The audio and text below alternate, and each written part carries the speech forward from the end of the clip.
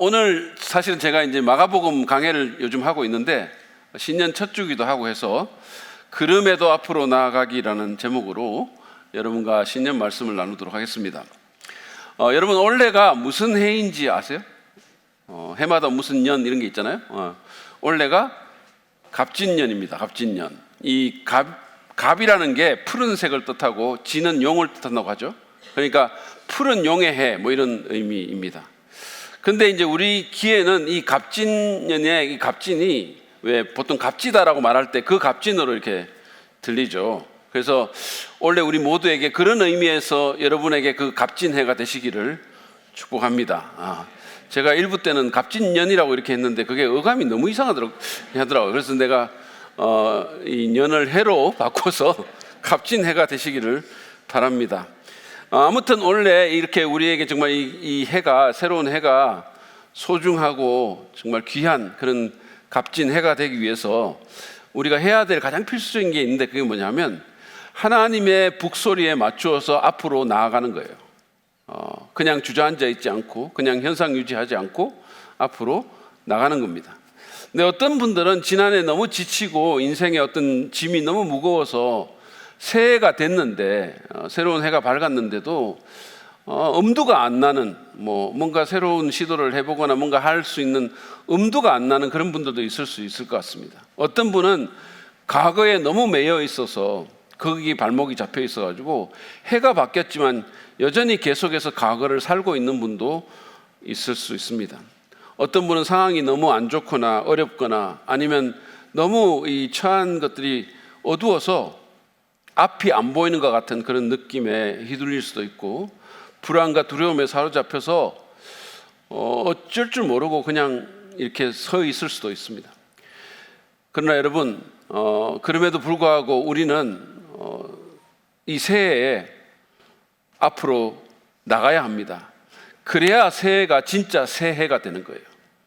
늘 그 자리에 머물러 있으면 그게 어떻게 아무리 해가 바뀌고 시간이 가도 그게 어떻게 새해가 되겠습니까? 늘 그냥 옛날에 하던 식으로 하면 그게 어떻게 새로운 해가 되겠어요? 그래서 오늘 본문인 여호수아서 1장 1절부터 9절 말씀을 보면서 진정한 의미에서 새해가 되고 갑진해가 될 수 있기 위해서 우리가 그럼 어떻게 하면 앞으로 나갈 수 있을까? 이 부분을 좀 나누려고 합니다. 이 본문은요 이스라엘의 영도자였던 그 모세가 죽은 뒤에 여호수아가 이스라엘 백성들을 이끌고 하나님의 약속하신 그 땅, 가나안 땅 앞에 서 있는 그런 상황입니다. 근데 그 땅은 이전에는 한 번도 가본 적이 없는 그런 미지의 땅이죠. 그 안에는 적대적이고 타락하고 위협적인 가나안 7 족속들이 있고 그뿐만 아니라 수많은 그들이 알지 못하는 도전이 있는 땅입니다.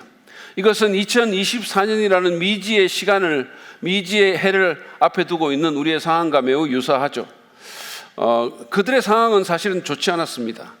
앞에는 요단강이라는 강물이 가로막혀 있었고 그 너머에 어떤 문제가 그들을 기다리고 있는지 그들은 전혀 알지 못했어요.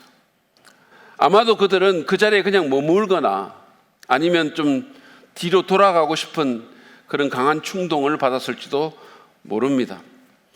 그런데 하나님은 그럼에도 불구하고 그들이 앞으로 나가기를 원하셨고 그분은 우리도 그러기를 원하십니다. 비록 도전이 기다리고 있고 비록 대가를 지불해야 할지 모르지만 때로는 그러다가 실패할 수도 있을지 모르지만 그렇다 하더라도 그분은 우리가 앞으로 나가기를 원하십니다. 믿음의 성장을 위해서 하나님께서 주신 소명과 뜻을 이루는 일에 있어서 우리 모두가 더 전진하기를 그분은 원하시는 거죠. 그러면 어떻게 그럴 수 있을까요? 오늘 본문이 그 질문에 대한 좋은 대답을 준다고 생각합니다. 제가 3가지로 정리를 해서 여러분에게 나누려고 하는데요. 첫 번째는 앞으로 나아가려면 인간적인 상황에 매이지 않아야 합니다. 우리를 둘러싸고 있는 그런 인간적인 상황에 매이기를 거부해야 한다는 말씀입니다. 본문에서 이스라엘이 처한 상황은 1절 상반절에서 바로 나옵니다. 그게 뭐냐면 주님의 종 모세가 죽은 뒤에라는 거예요. 이 짧은 말의 무게가 우리에게는 잘 안 느껴질 수 있어요. 그 무게감을 우리가 충분히 못 느낄 수 있습니다. 그러나 당시 이스라엘 백성들에게는 이 상황이, 주님의 종 모세가 죽었다는 이 상황이 마치 집안의 큰 기둥이 와르르 무너지는 것 같은 그런 느낌이었을 겁니다. 모세는 오랜 세월 동안 그들의 유일한 지도자였습니다. 하나님과 얼굴과 얼굴을 대하여 대면했던 카리스마 넘치는 그런 지도자였죠. 노예 생활하고 있던 그들을 그 당시에 세계 최강이었던 이집트 제국의 그 바로왕의 손아귀에서 해방시켜준 영웅이죠. 홍해라는 바다를 가르고 40년간의 파란만장한 광야 생활을 거쳐서 지금 가나안 땅 코앞까지 인도해온 위대한 영도자입니다. 그런 그가 죽은 거죠. 이스라엘은 마치 아버지를 잃은 것 같은 그런 슬픔과 막막함, 그런 불안을 경험했을 것입니다. 여호수아가 바톤을 물려받았다고는 하지만 그는 경험이 없는 초짜였고 본인 스스로도 스스로 확신할 수 없는 아주 불안한 리더였습니다. 그리고 그들 앞에 있는 땅은 제가 아까도 말씀드렸지만 그들이 한 번도 가본 적이 없는 그 땅이 어떤 땅인지를 전혀 알지 못하는 그런 미지의 땅입니다. 요즘은 사실 우리가 안 가봐도 뭐 다양한 미디어를 통해서 그 나라가 어떤 나라고 뭐 어떻게 생겼고 어떤 사람들이 살고 다 알잖아요. 그때는 그런 상황이 아니니까 완전히 그냥 막막한 상황입니다. 그런데 하나님은 이런 상황에도 불구하고 이스라엘 백성들이 앞으로 나가기를 원하셨죠. 1절 2절 말씀을 보시겠습니다. 주님의 종 모세가 죽은 뒤에 주님께서 모세를 보좌하던 눈의 아들 여호수아에게 말씀하셨다. 나의 종 모세가 죽었으니 이제 너는 이스라엘 자손 곧 모든 백성과 함께 일어나 요단 강을 건너서 내가 그들에게 주는 땅으로 가거라. 모세는 죽었고 앞은 안 보이지만 그러나 두려움과 불안으로 헤매지 말고 그냥 현상 유지만 하려고 하지 말고 하나님의 사명을 이루기 위해서 전진하라라고 말씀하십니다. 하나님은 2024년이라는 미지의 시간을 앞에 두고 있는 우리에게도 동일한 말씀을 주실 것입니다. 그분은 우리가 우리의 처한 인간적인 상황에도 불구하고 하나님의 뜻을 쫓아서 앞으로 나아가기를 원하십니다. 개인적으로든 공동체적으로든 마찬가지죠. 사실 우리 교회는 지난 한 해 주님의 은혜로 참 감사한 한 해를 보냈습니다. 많은 새가족들이, 많은 좋은 분들이 또 교회에 더해졌고 예수님 새로 믿고 구원받고 확신하고 또 침례받은 분들도 여러 명이 있었습니다. 다음 세대 부서들도 굉장히 활발하게 움직이고 있어요. 우리 초등부 같은 경우는 지금 뭐 자리가 부족할 정도고 그렇습니다. 그런데 문제가 없는 것은 아닙니다. 일단 더해지는 우리 새로운 가족들을 돌볼 리더들과 일꾼들이 너무 부족합니다. 그 일꾼들을 양성하고 하는 것이 그냥 하루아침에 되는 게 아니잖아요. 시간이 많이 걸리잖아요. 그 외에도 제가 담임 목회자로서 여러분에게 일일이 다 말은 못하지만 정말 고민해야 될 여러 문제들이 있어요. 제가 누구에게도 말하지 못하고 그냥 혼자 안고 고민하는 문제들이 있습니다. 그렇다고 너무 불쌍한 눈으로는 안 보셔도 돼요. 사실은 뭐 우리 교단은 말할 것도 없고 한국교회 전체적으로 지금 상황이 아주 좋지 않습니다. 교회가 내리막길을 걷고 있는 것은 뭐 오래됐고 일반 우리 사람들의 교회에 대한 신뢰도는 뭐 정말 바닥이에요. 교회 빠져나간 사람들이 계속해서 있고 종교 3대 종교 중에서 나가는 그걸 뭐라고 해요? 종교를 옮기는 그 율이 개신교가 제일 많죠. 다음 세대들이 계속해서 교회를 나가고 있어요. 제가 SNS에 그렇게 썼어요. 크리스찬 청년은 멸종위기종이다. 요즘 제가 그렇게 썼어요. 멸종위기종이다. 근데 사실은 그것만이 아니고 3040 그 세대들, 젊은 부부들, 그들의 이탈도 심각한 수준이에요. 제가 그 한국교회 트렌드 2024라는 책이 있는데 그 책에 보면 이 세대를 교회의 약한 고리다 이렇게 말했어요. 아주 약한 고리. 이 세대들 가운데 가난한 성도가 제일 많고 교회 빠져나가고, 그러니까 이들이 교회 안 오니까 아이들도 교회 안 오는 거죠. 거기다가 모이는 성도들도 교회에 대한 헌신도가 예전과는 같지 않죠.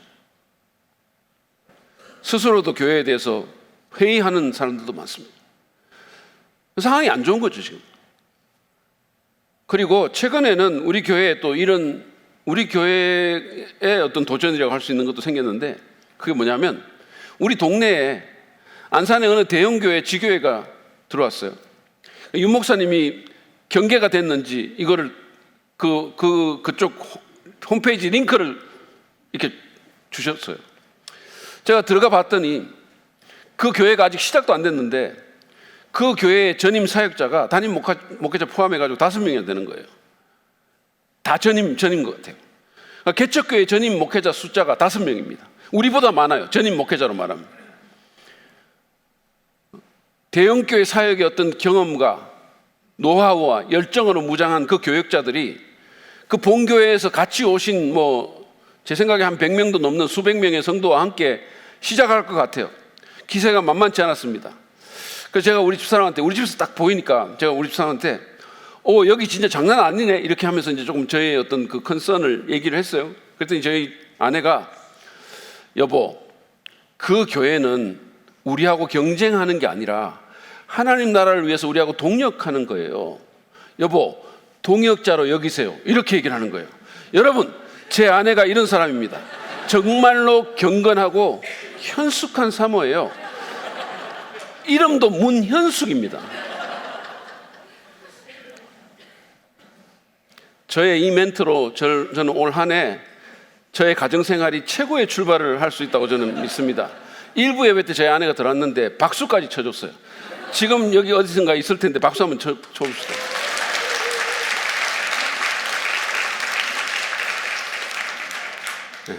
제가 나이를 들어갈수록 한 해 준비를 잘해야 돼요.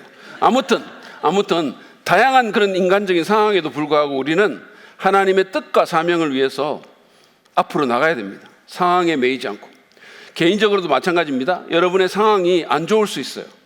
작년에 안 좋은 일을 경험했을 수 있고, 어쩌면 내 인생에서 지워버리고 싶은 그런 일을 여러분이 경험했을 수도 있어요.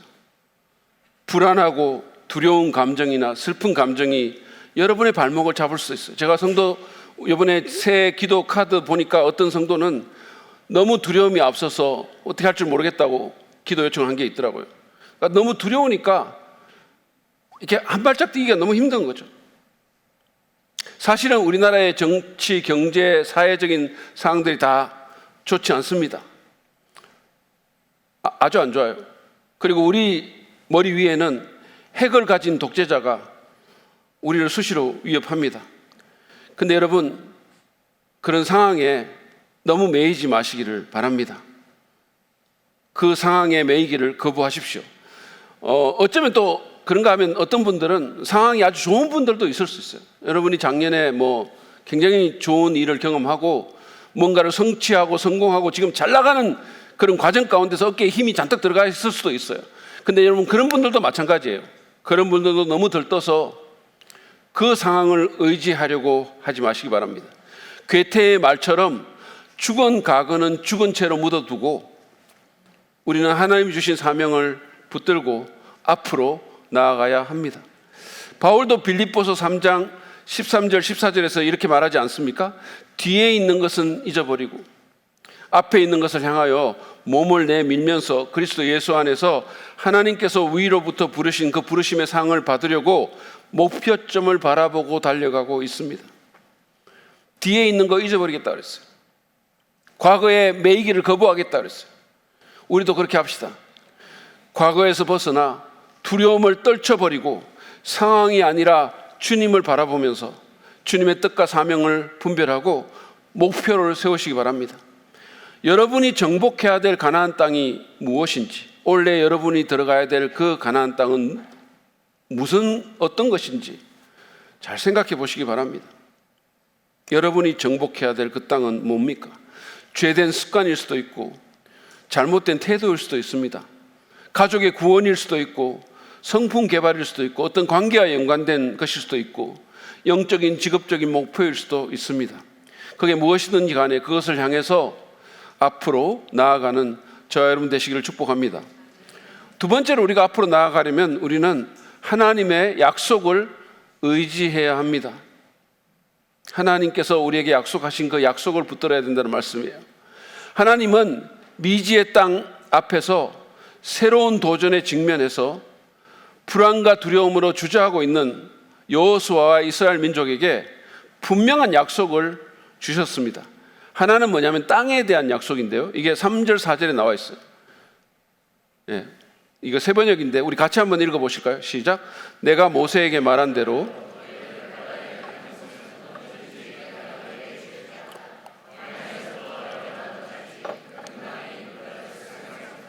햇사람의 땅을 지나 서쪽의 지중해까지 모두 너희의 영토가 될 것이다. 이 약속은 여호수아의 정복 전쟁으로부터 시작이 돼가지고 다윗과 솔로몬의 때에 완전히 이루어집니다. 6절 말씀도 보시죠. 굳세고 용감하여라. 내가 이 백성의 조상에게 주기로 맹세한 땅을 이 백성에게 유산으로 물려줄 사람이 바로 너다. 하나님이 이 땅을 주겠다고 그냥 약속한 정도가 아니라 맹세까지 하셨다 이렇게 했어요. 자기 이름을 걸고 맹세하셨다 그랬어요. 근데 약속은 이것만이 아닙니다. 하나님은 여호수아에게 함께 하심의 약속도 주셨습니다. 5절을 보시죠. 네가 사는 날 동안 아무도 너의 앞길을 가로막지 못할 것이다. 내가 모세와 함께 하였던 것과 같이 너와 함께하며 너를 떠나지 아니하며 버리지 아니하겠다. 모세와 함께 했던 것 같이 너와도 함께 하겠다라고 약속하시는 거죠. 그 위대한 모세와 하나님이 함께 해주셨는데 그래서 홍해도 갈라지고 온갖 일들이 일어났는데 그런데 바로 그 하나님께서 너와도 함께 하겠다라고 약속하신 거죠. 이게 여호수아에게 얼마나 위로가 됐을까요? 9절도 같은 약속입니다. 내가 너에게 굳세고 용감하라고 명하지 않았느냐? 너는 두려워하거나 낙담하지 말아라. 네가 어디로 가든지 너의 주 나 하나님이 함께 있겠다. 하나님께서 이 중요한 시기에 사명의 성취와 함께 하심의 약속을 반복해서 주시면서 그들이 앞으로 나아갈 수 있도록 격려해 주신 겁니다. 2024년도라는 미지의 시간을 앞에 두고 있는 우리도 하나님의 약속을 믿고 믿음으로 전진해야 합니다. 여러분, 하나님은 약속을 지키시는 분이세요. 그분은 자기 이름을 걸고 그 약속을 지키십니다. 그리고 우리는 역사를 통해서 그분이 어떻게 약속을 지키는지를 너무 잘 봐왔어요. 근데 우리가 하도 속아서 기본적으로 약속에 대한 회의가 있습니다. 공짜 폰이라고 선전해서 가보면 여러분 거기 공짜던가요? 예, 좀 누가 좀 도와주세요. 뒤에 그 자리를 좀 도와주시기 바랍니다. 여러분 들어가 보셨죠? 공짜 폰 하는데 들어가 보면 그게 공짜던가요? 공짜가 아니죠. 만병통치약이라고 해서 샀는데 만병은 그냥 일병도 못 고치고 설사만 납니다. 무슨 폭망 세일 이런 거 있어요. 요즘 폭망 세일 양복 3만 원 이렇게 해가지고 가보면 3만 원짜리 양복 2벌 있어요. 2벌 있는데 하나는 사이즈 80이고 하나는 사이즈 160이에요. 아니면 무슨 최양락 씨 젊을 때 30대 때 입던 그런 스타일이에요. 요즘 총선 시즌이잖아요. 그럼 총선 할 때 정치인들 엄청나게 약속하는데 그 약속을 우리가 공약이라고 말하는데 그게 헛공짜인 줄 대부분의 사람들이 알죠. 정치나 이념은 천국을 약속하지만 그 끝은 지옥이다라는 말도 있어요. 얼마나 달콤한 것을 많이 약속합니까? 근데 그 끝이 지옥이라는 거죠. 사실은 교회나 교인들의 약속도 믿기 힘들기는 마찬가지입니다. 제가 전도사할 때 일이에요. 담임 목사님이 어디 가셔가지고 그래가지고 이제 그 교회를 한동안 비우게 되신 거죠. 그래서 이제 작은 교회였고 전도사가 저 하나밖에 없었고 그러니까 이제 제가 다 모든 걸 해야 되는 거죠.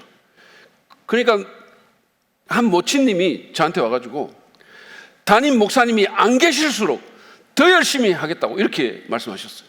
그 말이 얼마나 위로가 되고 정말 힘이 되는지 모릅니다. 근데 담임 목사님이 실제로 안 계시니까 그분도 더욱 안 계셨어요.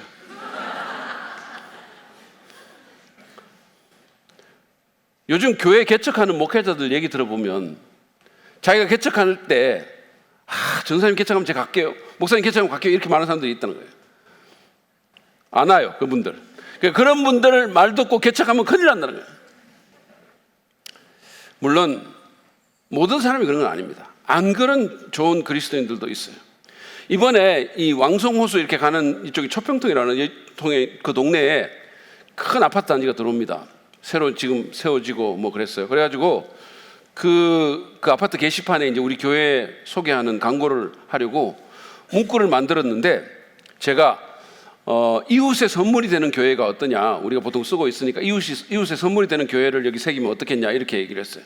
그 윤 목사님 좋아했고 다 좋아했는데 제 아내하고 유영희 사모가 그 좀 부담스러운 문구가 아니냐고, 그렇게 써놓고 선물이 안 된다고 그런 말을 들으면 어떡하냐고 이렇게 하면서 반대를 했어요.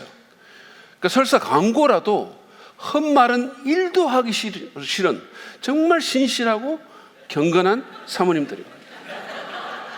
여러분, 제가 지금 무지하게 노력하고 있는 거 보이시나요? 아무튼 이렇게 사람은, 이 세상은 약속을 잘 안 지키지만 하나님은 반드시 그 약속을 지키십니다. 오늘 여호수아에게 했던 그 약속도 그분은 지키셨어요. 그래서 가나안 땅을 그들에게 주신 겁니다. 그래서 그 땅에 지금 이스라엘이 살고 있는 거예요. 그리고 그와 평생 함께 하신다는 그 약속도 끝까지 지키셨습니다. 여러분, 하나님의 약속을 신뢰하고 앞으로 나아갑시다. 이 신앙이라는 것은 결국은 내 생각이나 경험을 믿을 건지, 내 능력을 믿을 건지, 아니면 하나님의 약속을 믿을 건지, 그 게임이에요. 우리가 지금 이 세상을 사는 사람들이 종교가 있든 없든 간에 뭐를 안 믿고 사는 사람은 한 사람도 없습니다. 무언가는 믿어요. 무언가는 믿어요. 그러면 그냥 한 줌도 안 되는 그 생각, 자기 경험, 자기 능력, 그거 믿고 살 건지, 아니면 수시로 요동치는 상황들 믿고 살 건지, 아니면 영원하고 불변하는 하나님의 약속을 붙들고 그거 믿고 살든지. 저는 여러분이 영원하고 불변하는 하나님의 약속을 붙들고 그것을 신뢰함으로써 이 불확실하고 불안한 세상을 헤쳐나갈 수 있기를 바랍니다.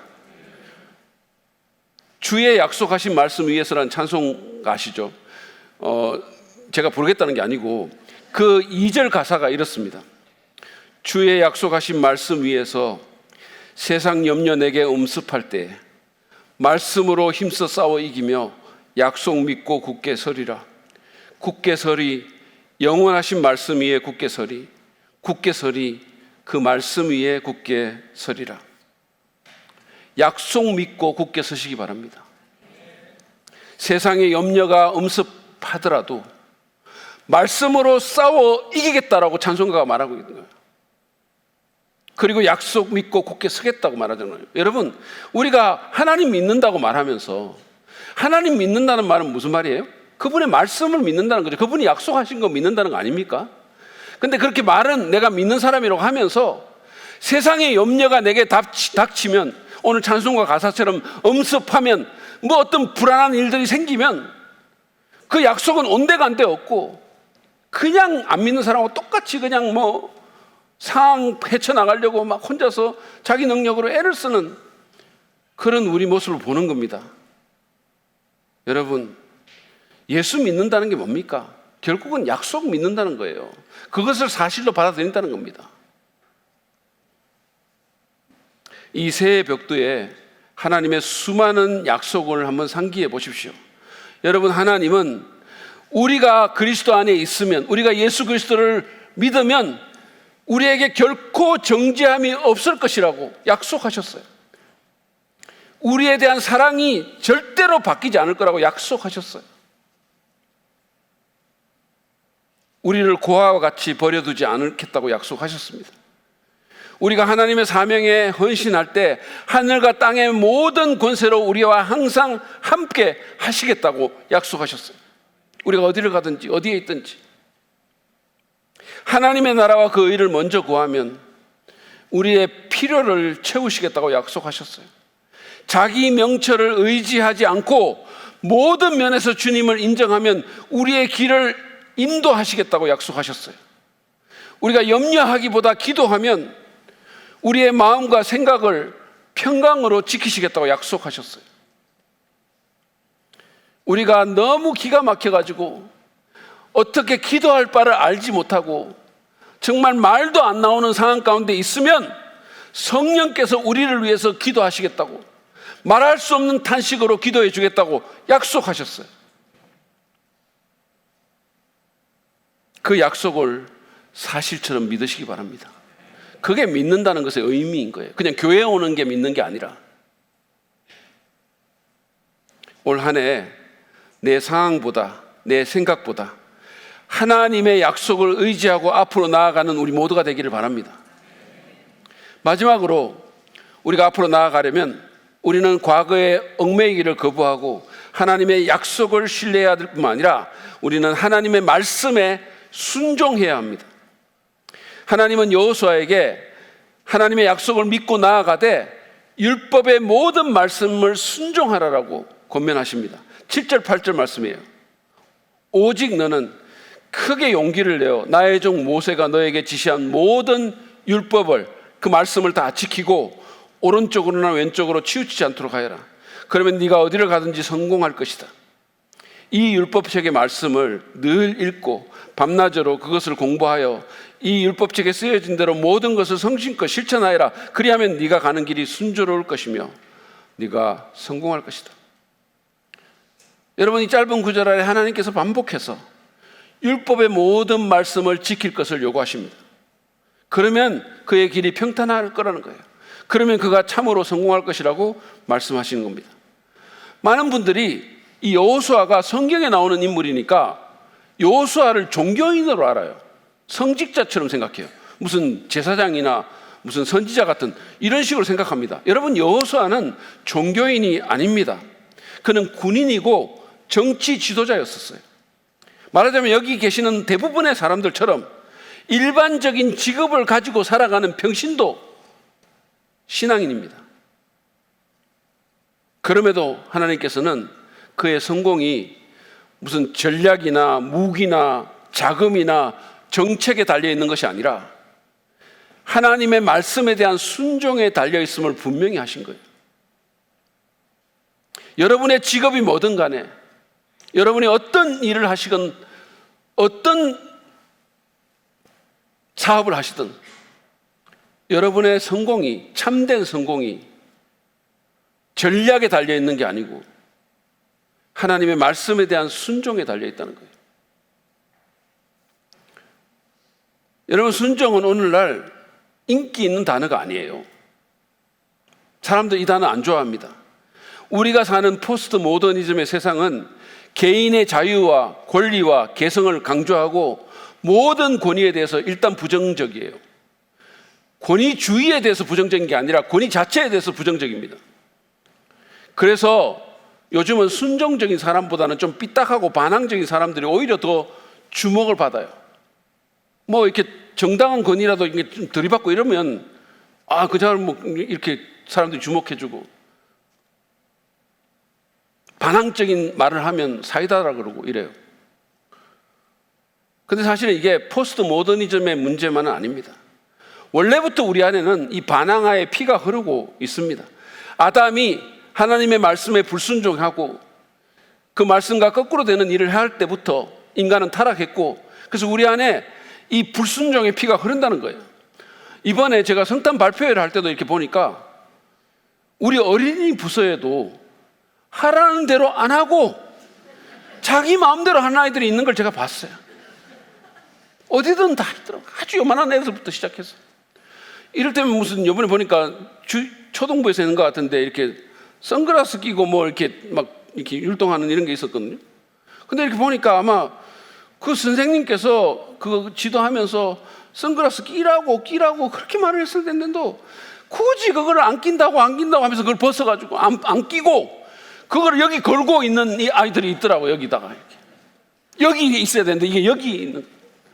그래가지고 막 움직이다 보니까 또 이게 떨어지잖아요. 이게 떨어지니까 제가 보니까 그거 안 밟으려고 또 이러다가 막 넘어질 뻔하고 뭐 이러는 걸 봤는 거예요. 꼭 그래요. 근데 사실은 그 아이들만이 아닙니다. 우리 안에 다 그렇고 저도 어릴 때 그랬어요. 초등학교 5학년 때 선생님한테 반항하다가 죽도록 맞았어요. 이번 우리 부흥회 강사이신 공 목사님은 뒤지게 맞았다는 표현을 썼는데 저는 그래도 품격이 있는 목사라.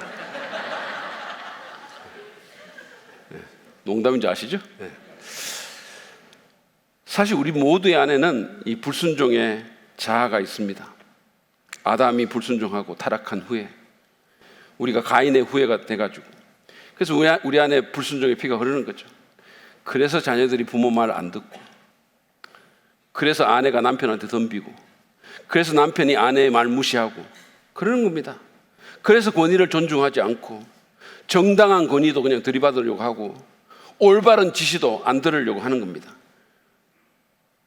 여러분, 우리 안에 불순종의 피가 흐르고 있다는 사실을 인지하고 인정하셔야 돼요. 그래야 우리가 조심이라도 할 수 있는 거예요. 여러분 기억하시기 바랍니다.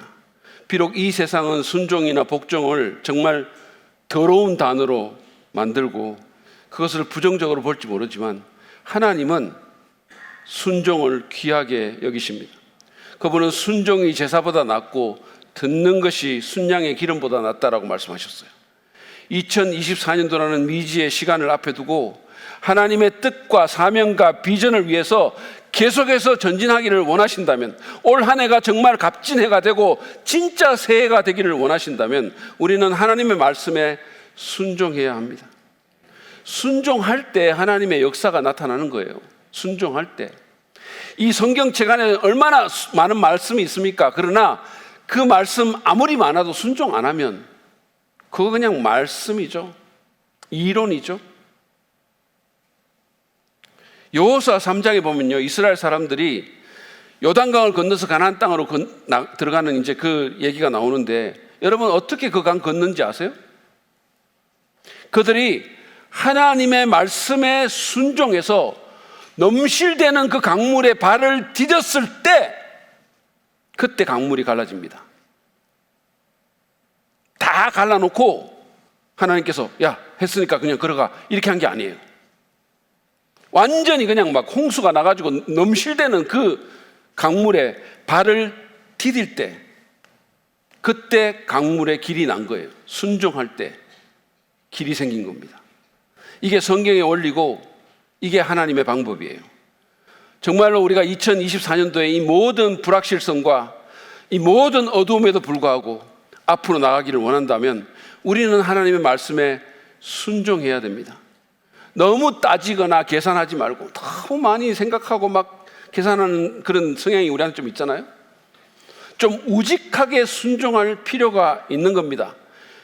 제가 오늘 우리 중고등부 형제자매들도 여기 있으니까 좀 더 어린 말로, 요즘 유행하는 말로 닥치고 순종이에요. 진짜 닥치고 순종.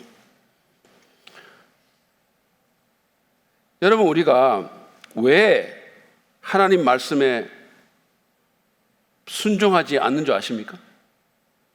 내가 하나님보다 더 안다라고 생각하기 때문에 안 하는 거예요. 말은 그렇게 안 하죠. 근데 그게 진짜 이유입니다. 하나님 말씀대로 안 하고 내 뜻대로 하는 것은 내가 더 잘한다고 생각하니까 내 뜻대로 하는 거예요. 내 방식이 낫다라고 생각하니까 내 뜻대로 하는 거예요. 그런 면에서 보면 불순종은 교만과 연관이 돼 있어요.